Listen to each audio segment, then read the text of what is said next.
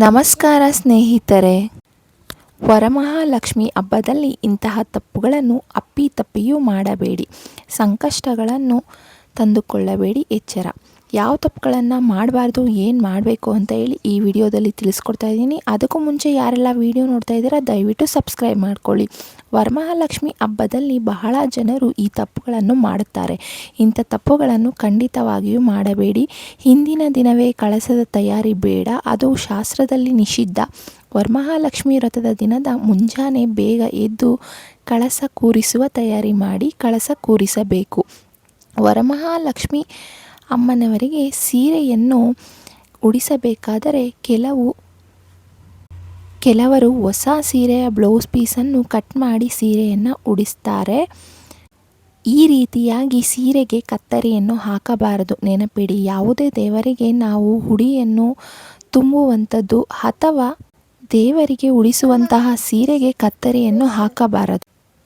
ಯಾವುದೇ ದೇವತೆಗೆ ಹುಡಿ ತುಂಬುವಾಗ, ನಿಮ್ಮ ಕುಲದೇವರಿಗೂ ಅಥವಾ ಮುತ್ತೈದೆಗೆ ಹುಡಿ ತುಂಬುವಾಗ ಸೀರೆಯಲ್ಲಿ ಬ್ಲೌಸ್ ಪೀಸ್ ಕಟ್ ಮಾಡಬಾರದು. ಅದರಲ್ಲಿ ಬ್ಲೌಸ್ ಪೀಸ್ ಇದ್ದರೂ ಸಹ ಅದಕ್ಕೆ ಇನ್ನೊಂದು ಬ್ಲೌಸ್ ಪೀಸನ್ನು ಸೇರಿಸಿ ಹುಡಿಯನ್ನು ತುಂಬಬೇಕು. ಅದಕ್ಕಾಗಿ ವರಮಹಾಲಕ್ಷ್ಮಿ ಹಬ್ಬಕ್ಕೆ ತಂದ ಸೀರೆಗೆ ಕತ್ತರಿ ಹಾಕಬೇಡಿ. ನೀವು ಸೀರೆಯನ್ನು ಎಷ್ಟೇ ಸುಂದರವಾಗಿ ಉಡಿಸಿದ್ರೂ ಸಹ ಬ್ಲೌಸ್ ಪೀಸ್ ಅದರ ಜೊತೆ ಇರಲೇಬೇಕು. ಅದಾಗಲೇ ಜೋಡಿ ಅಂತ ಹೇಳೋದು. ಹಾಗಾಗಿ ಬ್ಲೌಸ್ ಪೀಸ್ ಇಲ್ಲದ ಸೀರೆ ಉಡಿಸಬಾರದು. ಅತಿಯಾಗಿ ಕಳಸಕ್ಕೆ ದುಡ್ಡಿನ ಅಲಂಕಾರ ಮಾಡಬೇಡಿ. ತಾಯಿಗೆ ಪ್ರಿಯವಾದ ಹೂವಿನ ಅಲಂಕಾರ, ನೈವೇದ್ಯ ಇವೆಲ್ಲಕ್ಕಿಂತ ಹೆಚ್ಚಾಗಿ ಭಕ್ತಿ ಮುಖ್ಯ. ಮರೆಯದಿರಿ. ಕಳಸಕ್ಕೆ ಮರೆಯದೆ ಗೆಜ್ಜೆ ವಸ್ತ್ರವನ್ನು ಹಾಕಿ. ಕಳಸಕ್ಕೆ ಸ್ಟೀಲ್ ಅಥವಾ ಕೋಟಿಂಗ್ ಚೊಂಬು ಬೇಡ. ನಿಮ್ಮ ಶಕ್ತಿಯ ಅನುಸಾರ ಹಿತ್ತಾಳೆ, ತಾಮ್ರದ ಅಥವಾ ಬೆಳ್ಳಿಯ ಚೊಂಬುವನ್ನು ತಂದು ಹಿಡಿ, ಶ್ರೇಷ್ಠ ಅದು. ಕಳಸಕ್ಕೆ ನಕಲಿ ತಾಳಿಯನ್ನು ಹಾಕಬೇಡಿ. ಚಿನ್ನದ ತಾಳಿ ಇಲ್ಲವಾದರೆ ಅರಿಶಿನ ಕೊಂಬನ್ನೇ ಕೊಟ್ಟು, ಆದರೂ ಅರಿಶಿನ ಕೊಂಬನ್ನು ಕೊಟ್ಟಿದ್ರೂ ಪರವಾಗಿಲ್ಲ, ಬೇರೆ ಆರ್ಟಿಫಿಷಿಯಲ್ ತಾಳಿಯನ್ನು ಕಟ್ಟಬೇಡಿ. ಕಳಸ ಕೂರಿಸಿದ ಮೇಲೆ ಪದೇ ಪದೇ ಮುಟ್ಟುವುದಾಗಲಿ ಹೂವು ಸರಿಪಡಿಸುವುದಾಗಲಿ ಮಾಡಬೇಡಿ. ಹೀಗೆ ಪದೇ ಪದೇ ಮುಟ್ಟೋದ್ರಿಂದ ಅದು ಕಳಸ ಕದಲೋ ಸಾಧ್ಯತೆ ಇರುತ್ತೆ. ಹಾಗಾಗಿ ಪದೇ ಪದೇ ಮುಟ್ಟಬೇಡಿ. ಕಳಸಕ್ಕೆ ನೀವು ಧರಿಸುವ ಒಡವೆಯನ್ನು ಹಾಕಬೇಡಿ. ಕಳಸಕ್ಕೆ ತಂದ ಸೀರೆಯನ್ನು ನಿಮ್ಮ ಮೈ ಮೇಲೆ ಹಾಕಿಕೊಂಡು ಆನಂತರ ಕಳಸಕ್ಕೆ ಉಡಿಸಬೇಡಿ.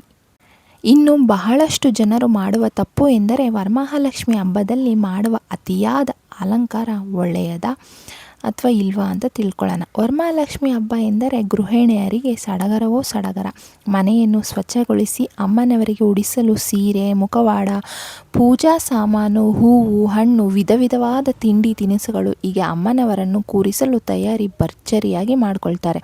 ನಮ್ಮ ಮನೆಯಲ್ಲಿ ಕೂರಿಸುವ ಮಹಾಲಕ್ಷ್ಮಿ ತುಂಬ ಚೆನ್ನಾಗಿ ಕಾಣಬೇಕು, ಎಲ್ಲರೂ ಮೆಚ್ಚುವ ರೀತಿ ಇರಬೇಕು ಎನ್ನುವ ತರಾತುರಿಯಲ್ಲಿ ವಿಭಿನ್ನವಾಗಿ ಲಕ್ಷ್ಮೀ ಅಮ್ಮನವರನ್ನು ಕೂರಿಸಲು ಯೋಚಿಸುತ್ತಾರೆ. ಆದರೆ ಈ ತಪ್ಪನ್ನು ಮಾಡಲೇಬೇಡಿ. ಎಚ್ಚರ. ಸ್ನೇಹಿತರೆ, ಈಗ ಪೂಜೆಯಲ್ಲಿ ಆಡಂಬರವೇ ಎದ್ದು ಕಾಣುತ್ತಿದೆ ಬೇರೆಯವರಿಗಿಂತ ಬೇರೆಯವರಿಗಿಂತ ನಮ್ಮ ಮನೆಯ ಮಹಾಲಕ್ಷ್ಮಿ ಕೂರಿಸುವುದು ಚೆನ್ನಾಗಿರಬೇಕು, ವಿಭಿನ್ನವಾಗಿರಬೇಕು ಎಂದು ಸಾಕ್ಷಾತ್ ಅಮ್ಮನವರೇ ಕಳಸದಲ್ಲಿ ಇರುವಂತೆ ಕಾಣಲು ಬೊಂಬೆಯನ್ನು, ಅಂದರೆ ಆರ್ಟಿಫಿಷಿಯಲ್ ಕೈಗಳು, ಕಾಲುಗಳು, ಇದನ್ನು ಬಿಂದಿಗೆಗೆ ಜೋಡಿಸಿ ಅದನ್ನು ದಾರದಿಂದ ಹೊಲೆದು ಪಿನ್ನನ್ನು ಹಾಕಿ ತಾಯಿಗೆ ಕಿರೀಟ ಮಾಡಲು ಕಂಬಿಯನ್ನು ಸಹ ಫಿಕ್ಸ್ ಮಾಡಿ ತಾಯಿ ಕುಳಿತಿರುವಂತೆ ಮಾಡಿ ಅದಕ್ಕೆ ಸೀರೆ ಉಡಿಸಿ ಕಳಸ ಕೂರಿಸುವುದು ಬಹಳ ಟ್ರೆಂಡ್ ಆಗಿದೆ. ಈ ರೀತಿ ಪೂಜೆ ಮಾಡಿದರೆ ಅದು ಬಹಳ ಹೆಮ್ಮೆಯ ವಿಚಾರ ಎಂದು ತಿಳಿದಿದ್ದಾರೆ. ಆದರೆ ಒಮ್ಮೆ ಯೋಚಿಸಿ, ಮನೆಯಲ್ಲಿ ದೇವರ ಫೋಟೋ ಅಥವಾ ಮೂರ್ತಿ ಸ್ವಲ್ಪ ಮುಕ್ಕಾದರೂ ನಾವು ಅದನ್ನು ಪೂಜಿಸುವುದಿಲ್ಲ, ಇನ್ನು ಮೇಲಾಗಿ ಮನೆಯಲ್ಲಿ ಸಹ ಇಡುವುದಿಲ್ಲ. ಅಂಥದರಲ್ಲಿ ಅದೃಷ್ಟದ, ಸಂಪತ್ತಿನ ಅಧಿದೇವತೆಯಾದ ಮಹಾಲಕ್ಷ್ಮಿ ಅಮ್ಮನವರನ್ನು ಆರ್ಟಿಫಿಷಿಯಲ್ ವಸ್ತು ಬಳಸಿ ಬಿಡಿ ಬಿಡಿಯಾದ ಕೈಗಳು, ಕಾಲುಗಳನ್ನು ಬಳಸಿ ಅದನ್ನು ಹೊಲೆದು ಪಿನ್ನಿನಿಂದ ಜೋಡಿಸುವ ಪ್ರಯತ್ನ ಮಾಡಿದರೆ ಅದು ಪರಿಪೂರ್ಣವೇ ಆಗುವುದಿಲ್ಲ. ಅದು ಕೂಡ ಮುಕ್ಕಾದ ವಿಗ್ರಹದ ರೀತಿಯಲ್ಲವೇ? ಸಾಕ್ಷಾತ್ ಅಮ್ಮನವರೇ ಕುಳಿತಿರುವಂತೆ ಮಾಡುವ ಪ್ರಯತ್ನ ಸರಿಯಾಗಿದೆಯಾ? ಒಮ್ಮೆ ಆಲೋಚಿಸಿ. ಕಳಸವೇ ಸಾಕ್ಷಾತ್ ಲಕ್ಷ್ಮಿಯ ಸ್ವರೂಪ ಆಗಿರುವಾಗ ಬೇರೆ ಅನಗತ್ಯ ವ್ಯವಸ್ಥೆ ಅಗತ್ಯವಿದೆಯಾ? ಯೋಚಿಸಿ.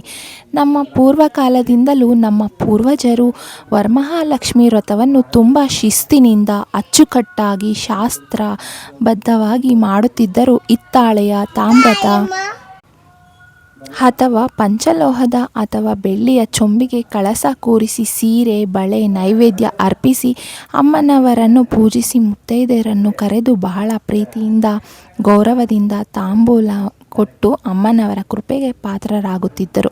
ಆದರೆ ಈಗ ಈ ವ್ರತದ ಮಹತ್ವ ತಿಳಿಯದೆ ಆಡಂಬರದ ಹುಚ್ಚಾಟದಲ್ಲಿ ಅನರ್ಥಗಳಾಗುತ್ತಿದೆ.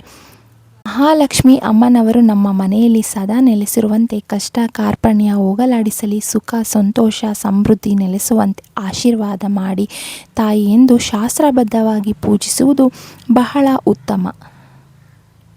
ಇನ್ನು ಕಳಸ ಸ್ಥಾಪನೆ ಮಾಡುವಾಗ ನೀವು ಬಹಳ ಎಚ್ಚರಿಕೆಯಿಂದ ಇರಬೇಕು. ಏಕೆಂದರೆ ಕಳಸ ಸ್ಥಾಪನೆಗೂ ಒಂದು ವಿಧಾನ ಇರುತ್ತದೆ.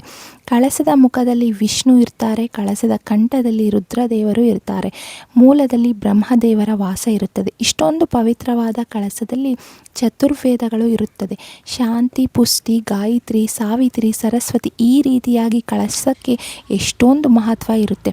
ಅಂದರೆ ನಾವು ಯಾವುದೇ ಪೂಜೆಯನ್ನು ಮಾಡಬೇಕಾದರೆ ಕಳಸ ಸ್ಥಾಪನೆಯನ್ನು ಮಾಡಿ ದೇವತೆಗಳನ್ನು ಆಹ್ವಾನ ಮಾಡುತ್ತೇವೆ.